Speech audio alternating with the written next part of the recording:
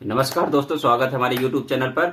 और champions trophy 2025 Bharat जीत चुका है। आप सभी देशवासियों को और विदेश में भी जो भारतीय टीम को चाहने वाले हैं सबको बहुत बहुत बधाई और शुभकामनाएं। हम लोग आज यहाँ पर चर्चा पे आए हैं क्योंकि भाई अभी पोस्ट मैच प्रेजेंटेशन चल रहा है, तो हम लोगों ने ये सोचा कि हम लोग भी थोड़ा सा एनालिसिस कर लेते हैं और आपसे पूछते हैं कि भारत की जीत की क्या क्या कारण रहे, क्या क्या वजह रहे और न्यूजीलैंड ने कहां पर गलती की। थोड़ा सा आप मुझे बताने की कोशिश करिए, या फिर न्यूजीलैंड ने बहुत बेहतरीन काम किया। सबसे पहले तो पूरे देशवासियों को बधाई कि हम एक बार फिर से चैंपियन बने, और आपको बहुत धन्यवाद, और आपको भी बहुत सारी बधाइयाँ। बिल्कुल बिल्कुल, स्वागत है। तो नमस्कार। जैसा कि हम लोग जीत चुके हैं तो एक खुशी है मन में कि इतने सालों बाद लगातार 2 चैंपियंस मतलब ट्रॉफी आ रही है आईसीसी की, तो ये बहुत बड़ी बात है इंडिया टीम के लिए, और पूरे इंडिया टीम को बहुत बहुत सारी बधाइयाँ। लेकिन ये थोड़ा मैच कॉम्प्लिकेटेड बनाया गया, इंडिया ने अपने लिए खुद बनाया। इसको पहले भी जीता जा सकता था। जिस तरह से शुरुआत मिली थी रोहित शर्मा और सुमन गिल में अच्छी शुरुआत दिया था और पहला विकेट काफी देर से गिरा, उसके बाद फिर पारी थोड़ा स्लो होती गई, तो कहां से मतलब टर्न हुआ ये मैच? विराट कोहली का वो जो पहली गेंद पर आउट होना, वो थोड़ा लगा कि अरे यार ये क्या हो गया। पूरी इंडिया लगभग जो क्रिकेट देख रहे थे उस समय लगा कि यार ये मैच कहाँ अब किधर जाएगा। लेकिन रोहित शर्मा क्रीज पर थे तो भरोसा था। लेकिन फिर रोहित शर्मा के आउट होने के बाद थोड़ा मैच लगा कि फंस रहा है। तो जो अय्यर ने और अक्षर पटेल ने काम किया वो बहुत अच्छा काम किया। रोहित शर्मा ने कितना अच्छा पारी को बिल्डअप किया था, लेकिन ऐसे विकेट थ्रो करके चले आने तो भाई हम जीत गए हैं, कोई अब शिकायत आपसे नहीं है, लेकिन वो थोड़ा कहीं ना कहीं टेक्निकली रॉन्ग था। ये तो कह सकते हैं कि भाई वहां पर उस शॉट की जरूरत नहीं थी, ना उस तरह की पारी की जरूरत थी, लेकिन आपने अपना विकेट दिया। और ये कह सकते थे कि हम और अच्छे पोजीशन, अच्छे विकेट से या जीत सकते थे और पहले जीत सकते थे। श्रेयस अय्यर की पारी क्या कहेंगे? श्रेयस अय्यर पारी का इस मैच में फाइनल में क्या योगदान रहा? मैं तो 2023 के वर्ल्ड कप में पूरा देखा हूं।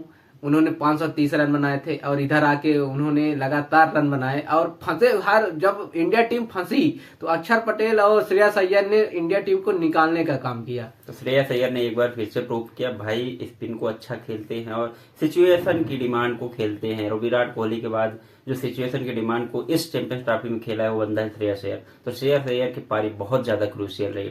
फिर अक्षर पटेल आते हैं और अक्षर पटेल ने भी रुकने की कोशिश की। थोड़ा अक्षर पटेल की पारी के बारे में बताइए, क्योंकि मुझे ऐसा लगा थोड़ा सा स्लो खेले हैं वो।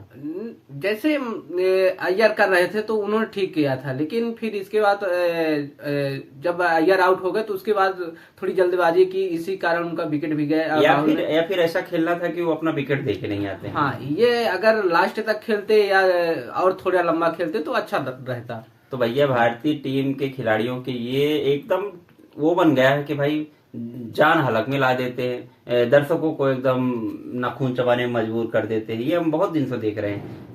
तो ये कह सकते हैं कि एक संयोग बनता है, कोई खिलाड़ी अपना विकेट नहीं देना चाहता है, लेकिन कुछ बॉलिंग है, कुछ फील्डिंग है। आज जैसे फील्डिंग एफर्ट एक वो फिलिप्स ने फिर कैच पकड़ के दिखाया कि भाई बंदे में एक मैच में ऐसा मोमेंट लाएगा कि आप कहेंगे कि हाँ गजब। वहीं से तो दरवाजा खोला है भारतीय टीम के विकेट का सिलसिला। सुमन गिल के विकेट गिरा है, उसके बाद धड़ाधड़ विकेट गिरे हैं।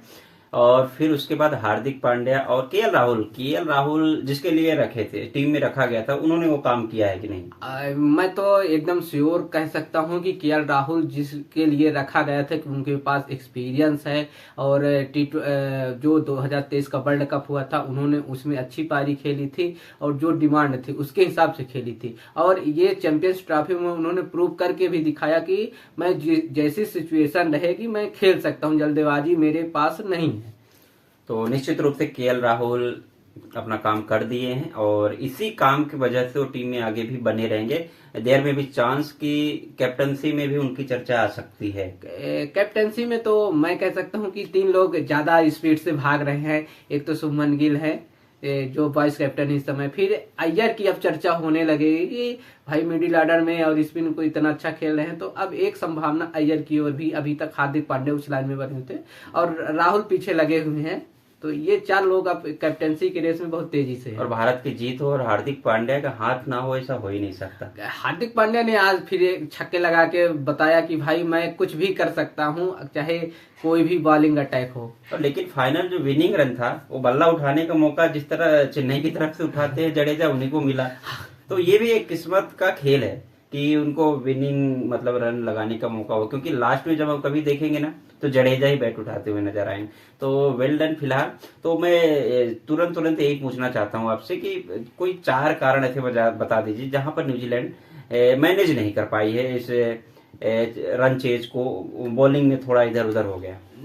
एक तो उनकी स्पिन बॉलिंग ठीक थी, लेकिन जो उनके प्रमुख गेंदबाज थे मैट हेनरी, आज वो नहीं थे। फिर एक विलियमसन आज शुरू से थोड़ा ग्राउंड से बाहर थे, जो कह सकते हैं कि जो सेंटनर के बिल्कुल, सहयोगी बिल्कुल। के रूप में। अगर तो जो थोड़ी कैलकुलेशन हुई कि किससे ओवर करवाया जाए या किसको रोका जाए, वहां पर थोड़ी चूक हुई है शायद उनसे। यही 2-3 कारण है। बाकी तो जो क्रिकेट चल रहा था नॉर्मल ही चल रहा था, बल्कि जो विकेट गए हैं, एक अक्षर का और एक रोहित का, वो इंडिया के द्वारा दिए गए, ये विकेट नहीं जाने चाहिए ऐसे। जी बिल्कुल सही बात है। तो न्यूजीलैंड भाई अच्छा खेले हो, वेल डन, आपको भी अप्रिशिएट करते हैं। फाइनल नहीं जीत पाए, उसमें थोड़ा सा बॉलिंग की यूनिट में कमी दिखी जो लास्ट में भारी पड़ गई। और केन विलियमसन अगर फील्ड में होते जैसा इन्होंने बताया तो एक अलग मनोवैज्ञानिक दबाव, अलग स्ट्रेटजी होती। तो लेकिन फिलहाल यही है कि आपके लिए बेस्ट विशेष, सेंटनर अच्छे कप्तान साबित हुए हैं। ये तो कह सकता हूँ कि विलियमसन के बाद कोई एकाएक कप्तानी मिली और इतनी टीम और एक्सपीरियंस से बंदे थे बहुत सारे, लेकिन इनको सेंटनर को कप्तानी मिली विलियमसन के बाद, तो ये और वो भी ऑलराउंडर को, तो ये बहुत बड़ी बात है कि किसी ऑलराउंडर को कप्तानी मिली और उन्होंने साबित किया कि हाँ हम कप्तानी कर सकते हैं। तो अगर क्रक्स पॉइंट इसमें निकाले तो हम रोहित शर्मा का 50 वो जीत में बहुत बड़ा सहयोगी बना।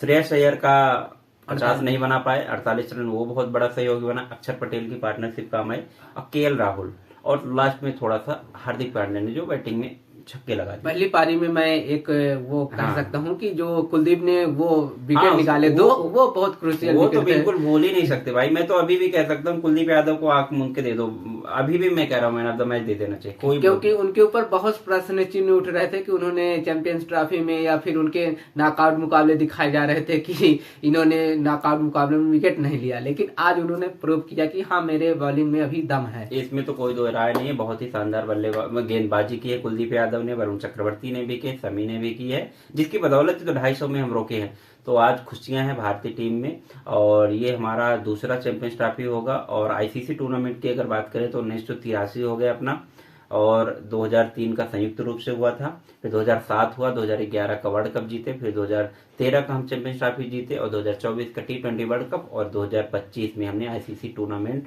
का ये चैंपियंस ट्रॉफी जीत चुके हैं, जो पाकिस्तान में होने हुआ था। और पाकिस्तान भाई दुआ करिए हमारे लिए, हम आपके पड़ोसी हैं।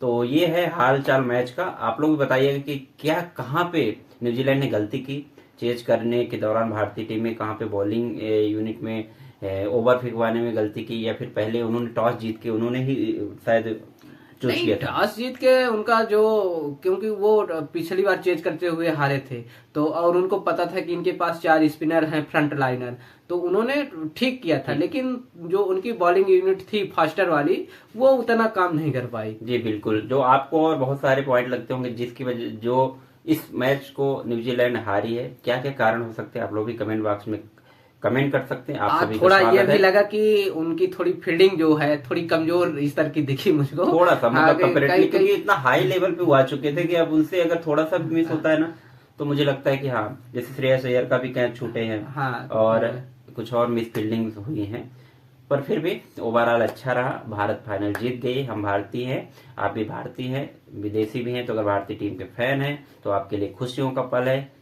चैंपियंस ट्रॉफी 2025 को सेलिब्रेट करिए। और रोहित शर्मा ने एक और ट्रॉफी जीत ली है, रोहित शर्मा के घर में एक और टाइटल रखा जाएगा।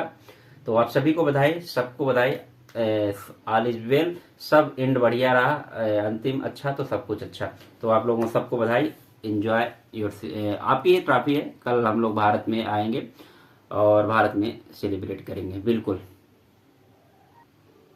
हाँ, थोड़ा सा एक चीज और बच गया कि भारत चैंपियंस ट्रॉफी तो जीत रहा है, लेकिन गोल्डन बैट और गोल्डन बॉल के बारे में क्या हाँ, कहेंगे? ये है कि पहली बार ऐसा हो रहा है कि हम लोग विजेता हो रहे हैं कि शादी हो रही लेकिन अपने घर में दुल्हन के अलावा उसके लिए कोई सामान नहीं आ रहा है। तो ये बहुत बड़ी बात है कि ना गोल्डन बैट आ रहा है, ना हमारे पास गोल्डन बॉल आ और रही ज्यादा है। नहीं कि एक एक स्टेप रह गए। विराट कोहली अगर बना लेते 10-12 रन तब पा जाते, शमी एक विकेट पा जाते तब भी पा जाते। हाँ, तो तो ये कोई बात नहीं, दुल्हन आ जाए बहुत बड़ी बात है। आजकल वैसे भी दहेज तो बंद ही हो चुका है, तो दहेज नहीं आ रहा भाई साहब हमारे देश में, दुल्हन तो आ ही गई है। अब उसको सेलिब्रेट करिए, मजे करिए।